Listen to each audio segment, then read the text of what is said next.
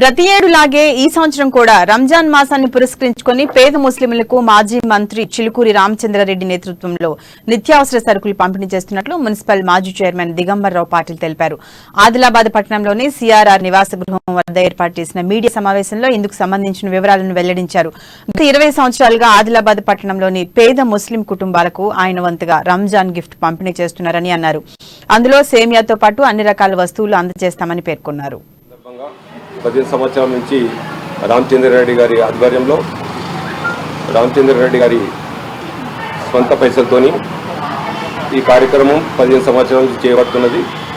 ఈ సంవత్సరం కూడా రేపటి నుంచి 8 గంటలకు 8:20 నుంచి ఈ కార్యక్రమం రామచంద్రారెడ్డి గారు ఈ మాకు వేదిక మీద పెద్దలందరూ రేపు ఈ కార్యక్రమాన్ని సేమియా పంచడం జరుగుతుంది.